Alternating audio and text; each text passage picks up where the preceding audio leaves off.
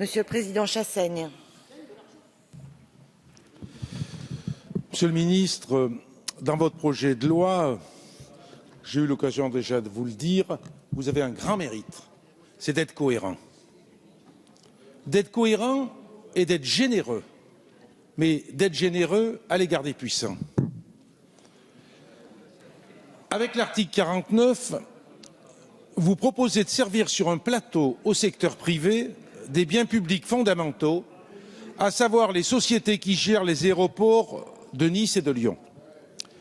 Vous nous proposez la mise en vente de 2 des 3 plus grands aéroports que compte notre pays aujourd'hui, dans le but de rendre une copie propre à Bruxelles qui exige de vous des réformes libérales.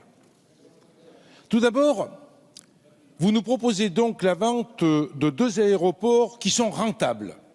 Les chiffres sont clairs.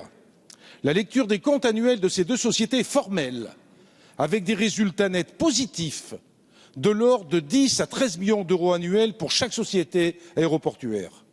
Des résultats qui permettent des investissements supplémentaires créant de l'emploi. Des résultats qui permettent le versement de dividendes à la collectivité qui a pu investir dans l'aéroport.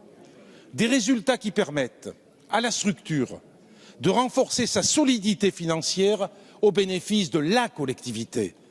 Des résultats qui permettent un développement concerté de l'aéroport.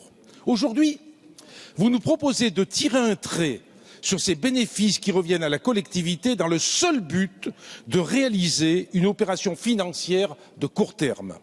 Certes, de l'argent sera récolté et permettra d'éponger une dette aussi abyssale qu'illégitime. Mais cette démarche, permettez-moi de vous le dire, Monsieur le Ministre, n'est pas digne d'un homme d'État. Je dirais que davantage, c'est une démarche d'un banquier préoccupé par la seule réalisation d'une plus-value.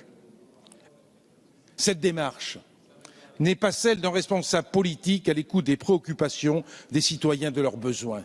Je le dis avec des mots durs, je sais que vous répondrez sans doute aussi durement, mais vraiment, je vous le dis ça, parce que ça me vient du cœur, ça me vient de l'esprit, et je crois que c'est une grave erreur que vous commettez.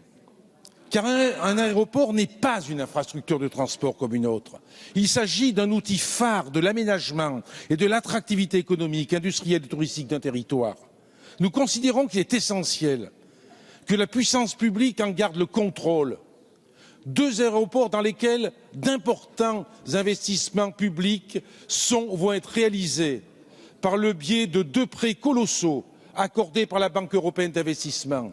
2 aéroports pour lesquels d'importants investissements publics ont déjà été réalisés. J'en prends pour exemple celui de Nice. Je parle ici sous le contrôle, et c'est exceptionnel en ce qui me concerne, de mon collègue Estrosi. Nice, où la collectivité finance la construction d'une ligne de tramway reliant la ville aux terminaux de l'aéroport. Pourquoi aujourd'hui priver ces collectivités et plus globalement les acteurs publics de la gestion de ces aéroports et donc des retombées économiques positives? Toute ressemblance avec l'exemple rocambolesque des sociétés concessionnaires d'autoroutes ne saurait être fortuite. Des sociétés qui empochent aujourd'hui des bénéfices faramineux au détriment de l'État et de ses concitoyens. Les pouvoirs locaux resteront certes au capital dans le schéma que vous nous proposez, mais elles seront désormais minoritaires face à une société privée et donc minoritaires face à un acteur qui ne jouera certainement pas les philanthropes. On peut d'ailleurs craindre pour les riverains et l'environnement en cas de développement tous azimuts de ces 2 aéroports déjà importants.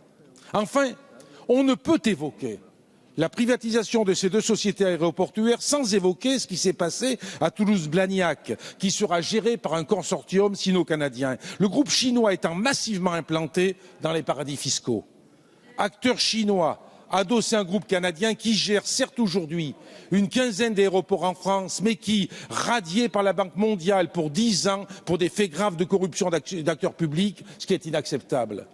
Nous avions déposé un amendement qui a été discuté en commission spéciale, mais qui n'a pas été accepté pour la séance, que nous avons du mal à comprendre. Enfin, sur Toulouse-Blagnac, le ministre de l'économie avait indiqué lors du lancement de l'appel d'offres que la société d'exploitation de l'aéroport de Toulouse allait rester majoritairement contrôlée par la puissance publique. Or, le pacte d'actionnaires a montré que cela était faux et que l'État allait se soumettre au desiderata de Symbiose. Pour conclure, la commission spéciale a introduit des modifications à l'article 49 en prévoyant que toute cession majoritaire de capital sera désormais systématiquement soumise à une autorisation du législateur. C'est une avancée démocratique, c'est certain. Une disposition qui aurait permis d'éviter le cas déplorable de Toulouse-Blagnac.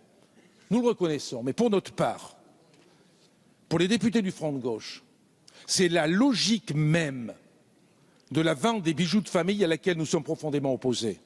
Notre conception, notre logique, je dirais pour reprendre votre mot, notre philosophie, notre prisme est différent du vôtre.